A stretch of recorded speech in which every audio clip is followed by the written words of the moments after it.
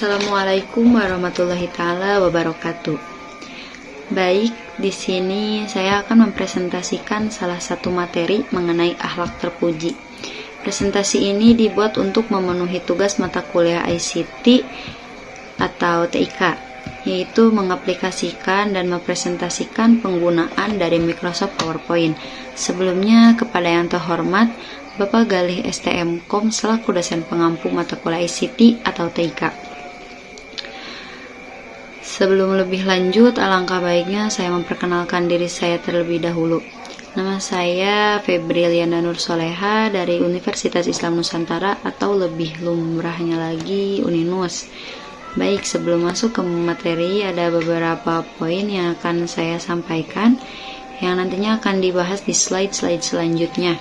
Di antaranya ada latar belakang, rumusan masalah, pengertian akhlak, macam-macam akhlak, dan kesimpulan. Baik, kita masuk ke pembahasan yang pertama. Di sini ada latar belakang. Pengertian akhlak secara etimologi. Menurut pendekatan etimologi, perkataan akhlak berasal dari bahasa Arab jama dari bentuk mufradnya hulukun, yang menurut logat diartikan budi pekerti, perangai, tingkah laku atau tabiat.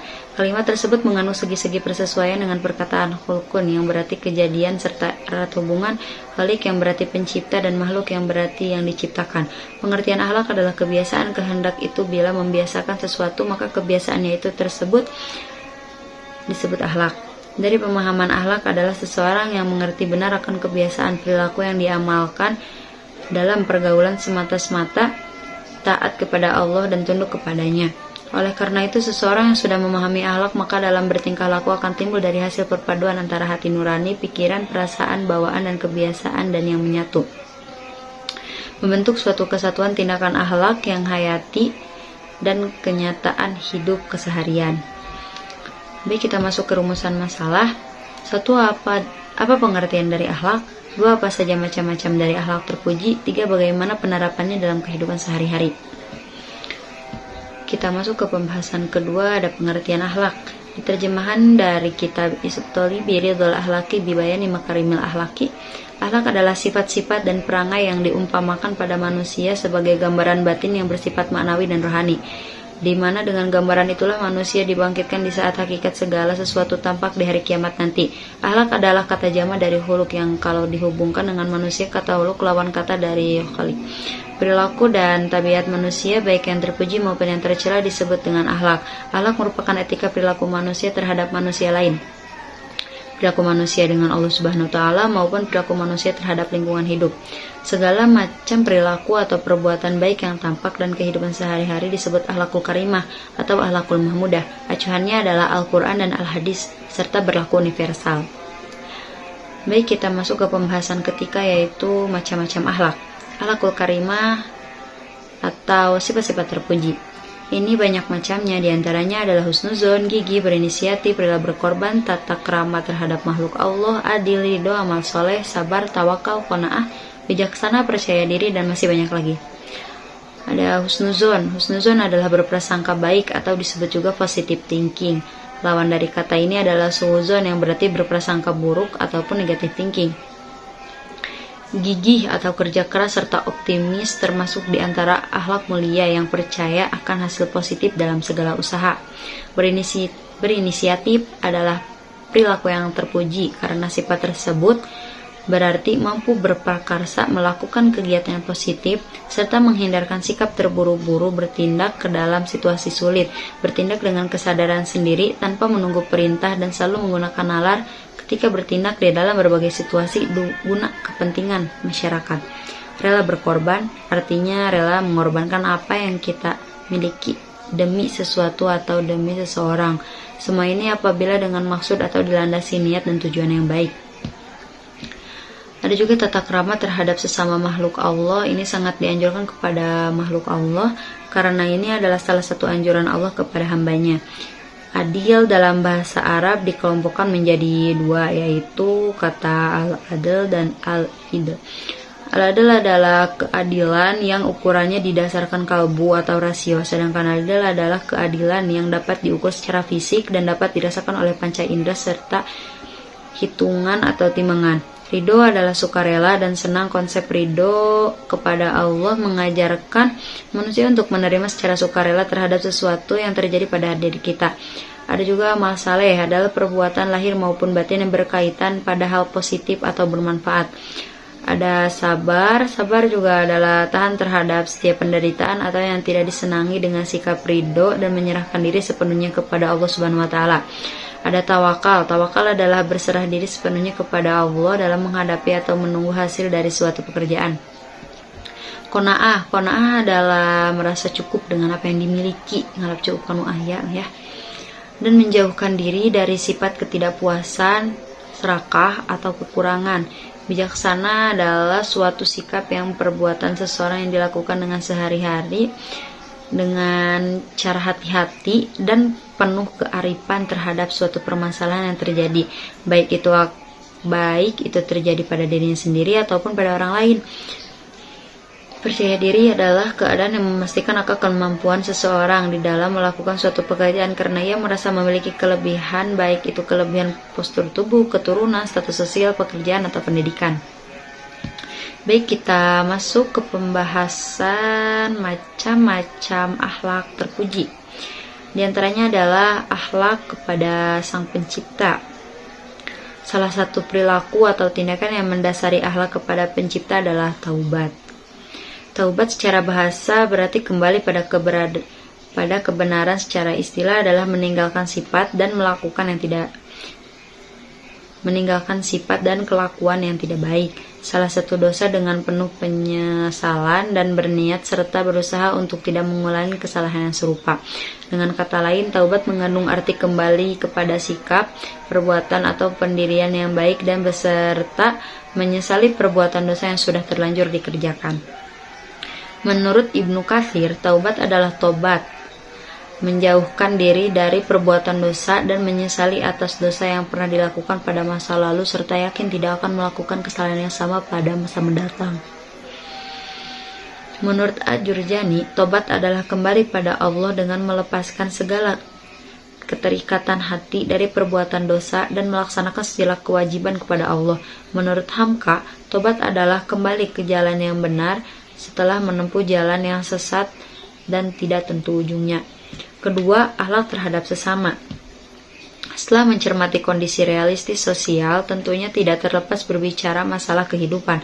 Masalah dan tujuan hidup adalah mempertahankan hidup untuk kehidupan selanjutnya, dan jalan mempertahankan hidup hanya dengan mengatasi masalah hidup.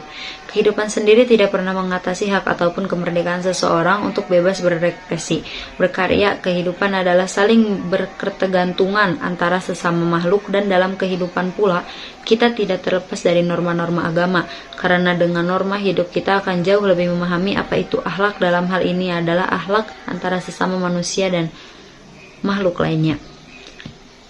Akhlak terhadap sesama terbagi menjadi dua bagian. Kesatu, akhlak terhadap muslim. Kedua, akhlak terhadap non-muslim. Ada ketiga, adil. Pengertian adil adalah menempatkan sesuatu pada tempatnya. Adil juga berarti tidak berat sebelah, tidak memihak. Dengan demikian, berbuat adil adalah memerlukan hak dan kewajiban secara seimbang, tidak memihak dan tidak merugikan pihak manapun. Sebagai contoh, seseorang yang adil akan melaksanakan tugas sesuai fungsi dan kedudukannya, menghukum orang yang bersalah, melakukan tindak pidana, memberikan hak orang lain sesuai dengan haknya tanpa mengurangi sedikit pun. Firman Allah di dalam Al-Quran yang memerintahkan berbuat adil antara lain di dalam Al-Quran surat Al-Maidah ayat 8. Keempat, ada ridho. Menurut bahasa artinya rela, sedangkan menurut istilah perkataan ridho berasal dari bahasa Arab rodia yang berarti senang hati, rela. Ridho menurut syariah adalah menerima dengan senang hati atas segala yang diberikan Allah Subhanahu wa taala, baik berupa hukuman maupun ketentuan-ketentuan yang telah ditetapkannya. Sikap ridho harus ditunjukkan baik kepada menerima nikmat maupun tatkala ditimpa musibah. Pengertian dari ridho adalah menerima semua yang telah terjadi darinya maupun tatkala ditimpa musibah. Pengertian dari ridho adalah menerima semua yang terjadi atas dirinya dengan lapang dada dan senang hati, dan meyakini bahwa semua yang terjadi adalah atas kehendak Allah Subhanahu wa taala. Pengertian lain tentang ridho adalah tidak menentang hukum dan ketentuan dari Allah Subhanahu wa taala. Ridho juga dapat diartikan dengan perasaan gembira atau senang hati dalam menerima keputusan Allah Subhanahu wa taala.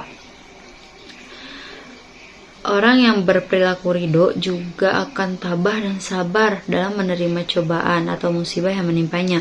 Allah berfirman dalam surat At-Taubah ayat 59, yang artinya, jikalau mereka sungguh-sungguh ridho dengan apa yang diberikan Allah dan Rasul-Nya kepada mereka dan berkata, cukuplah Allah bagi kami, Allah akan memberikan sebagian dari karunia-Nya, dan demikian pula Rasul-Nya, sesungguhnya kami adalah orang-orang yang berharap kepada Allah. Tentulah yang demikian itu lebih baik bagi mereka. Kelima, amal soleh. Menurut bahasa, amal berasal dari bahasa Arab, artinya perbuatan atau tindakan, sedangkan saleh artinya yang baik atau yang patut. Menurut istilah, amal saleh adalah perbuatan baik yang memberikan manfaat kepada pelakunya di dunia dan balasan pahala yang berlipat di akhirat. Menurut Kamus Besar Bahasa Indonesia, amal diartikan sebagai perbuatan baik atau buruk. Secara istilah, amal soleh sebenarnya berarti perbuatan sungguh-sungguh dalam menjalankan ibadah ataupun menunaikan kewajiban agama yang dilakukan dalam bentuk berbuat kebaikan terhadap masyarakat atau sesama manusia. Contoh, mengumpulkan dana untuk membantu korban bencana alam, penyandang cacat, orang jompo, dan anak yatim piatu. Dasar amal saleh adalah surat Al-Asr ayat 1-3 yang artinya, satu demi masa, dua sesungguhnya manusia itu benar-benar dalam kerugian, tiga kecuali orang-orang yang beriman dan mengerjakan amal saleh, dan nasihat menasehati supaya menaati keberadaan, dan nasihat menasehati supaya menaati kesabaran. Secara garis besar, amal saleh dapat dibagi menjadi dua macam. Apa saja tuh? Satu, amal saleh yang bersifat vertikal. Dalam hal ini diwujudkan dalam bentuk ibadah ritual kepada Allah Subhanahu wa taala.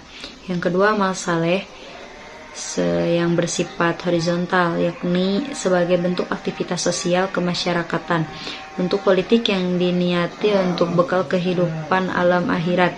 Islam merupakan agama yang sama sekali tidak membedakan nilai ibadah yang terkandung dalam amal saleh yang bersifat vertikal maupun horizontal, karena Islam menghendaki umatnya untuk menganut agama yang memiliki kedua kesalihan tersebut, yaitu kesalihan individual adalah menunaikan amal soleh vertikal dan sekaligus menjadi anggota masyarakat yang memiliki keahlian sosial setelah melakukan amal soleh horizontal. Baik, kita masuk ke pembahasan terakhir, yaitu kesimpulan. Segala macam perilaku atau perbuatan baik yang tampak dalam kehidupan sehari-hari disebut akhlakul karimah ataupun akhlakul mahmudah.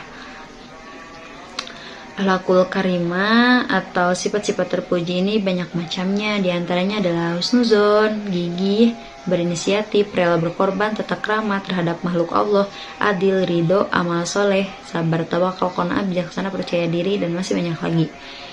Salah satu perilaku atau tindakan yang mendasari akhlak kepada penciptanya adalah taubat. Dicukupkan sekian, mohon maaf bila banyak kesalahan karena saya hanya belajar.